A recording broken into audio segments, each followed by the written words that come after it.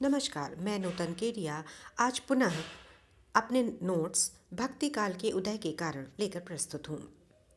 भक्ति काल 1375 से 1700 ईस्वी के बीच में जो हुआ में हिंदी भाषा और साहित्य ने अनेकानेक कलात्मक ऊंचाइयों को स्पर्श किया।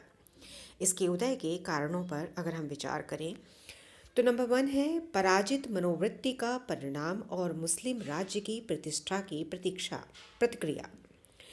और ये आचार्य रामचंद्र शुक्ल और बाबू गुलाब राय के विचार हैं। आचार्य शुक्ल कहते हैं कि अपने पौरुष से हताश जाति के लिए भगवान की शक्ति और करुणा की ओर ध्यान ले जाने के अतिरिक्त दूसरा मार्ग ही क्या था। वे पुनः कहते हैं कि पतन के दौर में पराक्रम के गीत कैसे गाते। वहीं बाबू गुलाब राय कहते हैं कि मनोवैज्ञानिक दृष्टि के अनुसार हार की मनोवृत्ति में दो बातें संभव हैं, या तो अपनी आध्यात्मिक श्रेष्ठता दिखाना या भोग विलास में पड़कर हार को भूल जाना। भक्ति काल में लोगों में प्रथम प्रकार की प्रवृत्ति पाई गई। दूसरा कारण है ईसाई धर्म की देन, जिसे ग्रियर्सन और वेबर ने प्रस्तुत किया था। महाभारत में वर्णित श्वेतद्वीप का अर्थ गौरांग जाति का निवास स्थान यूरोप बताते हुए जयंतियां मनाने की प्रथा का संबंध ईसाइयत से स्थापित किया वेवर ने। वहीं ग्रियर्सन कहते हैं कि दूसरी तीसरी शताब्दी में कुछ नेस्टोरियन ईसाई मद्रास आकर बस गए थे और रामानुजाचार्य को इन्हीं ईसाई भक्तों से भावावेश और प्रेमोल्लास के धर्म का संदेश मिला। वैसे यह दावा कुछ कुछ हास्यास्पद प्रतीत होता है। नंबर 3 कारण है मुस्लिम संस्कृति की देन, जिसे डॉक्टर ताराचंद और आबिद हुसैन मानते हैं। उनके अनुसार शंकराचार्य, निम्बार्क, रामानुज, रामानंद, बल्लभाचार्य, आलवार संत तथा वीर शैव और लिंगायत आदि शैव संप्रदायों की दार्शनिक मान्यताओं पर मुस्लिम प्रभाव है। चौथा कारण है और बहुत महत्वपूर्ण कारण है भारतीय परंपरा स्वतः स्फूर्त विकास, जिसे आचार्य हजारी प्रसाद द्विवेदी ने प्रस्तुत किया था। शुक्ल जी का विरोध करते हुए द्विवेदी जी हिंदी साहित्य उद्भव और विकास में कहते हैं, यह बात अत्यंत उपहासात्मक है कि जब मुसलमान लोग उत्तर भारत के मंदिर तोड़ रहे थे तो उसी समय अपेक्षाकृत निरापद दक्षिण में भक्त लोगों ने भगवान की शरणागति की प्रार्थना की। द्विवेदी जी के अनुसार बौद्ध धर्म क्रमशः लोक स्तरों में संक्रमित हुआ और धीरे धीरे निर्गुण और सगुण दोनों भक्ति धाराओं का प्रेरक तत्व बन गया। प्राकृत अपभ्रंश के श्रृंगार प्रधान कविताओं की प्रतिक्रिया में भक्तिपरक रचनाओं को बढ़ावा मिला, द्विवेदी जी ये भी मानते हैं। इस्लाम के संबंध में द्विवेदी जी कहते हैं कि हिंदी साहित्य में भी यह प्रभाव के रूप में स्वीकार किया जाना चाहिए, प्रतिक्रिया के रूप में नहीं।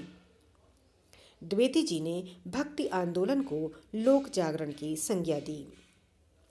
आचार्य द्विवेदी से सहमति प्रकट करते हुए डॉक्टर नामवर सिंह कहते हैं, यदि भगवत भक्ति के लिए आक्रांत मुसलमान ही जिम्मेदार थे तो स्वयं मुसलमान कृष्ण की शरण में क्यों आए, और जो मुसलमान कृष्ण की शरण में नहीं आए वे निर्गुण भगवान और सूफी मार्ग की ओर क्यों गए। वे भक्ति आंदोलन को लोक और शास्त्र के द्वंद्व का परिणाम मानते हैं। पौराणिक धर्म का पुनरुत्थान, यह कारण रामरतन भटनागर ने दिया है।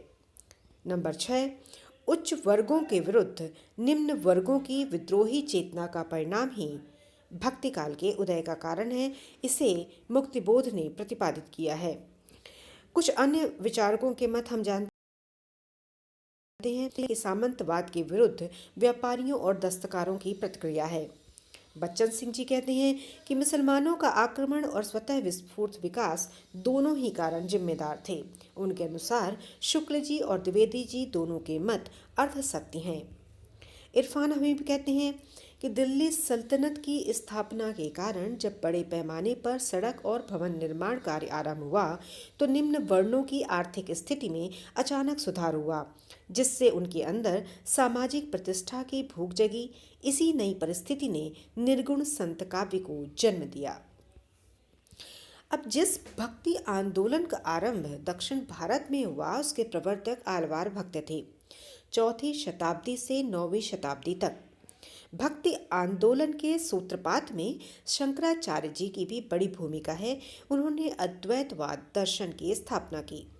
भक्ति आंदोलन को अखिल भारतीय स्वरूप रामानुजाचार्य, माध्वाचार्य, विष्णु स्वामी, निम्बार्क, बल्लभाचार्य आदि ने किया। उत्तर भारत में भक्ति आंदोलन के सूत्रपात का श्रेय रामानंद और वल्लभाचार्य को है। अस्तु भक्ति काव्य के क्रमशः विकास के पीछे उत्तर भारत में पहले से प्रचारित वैष्णव धर्म था।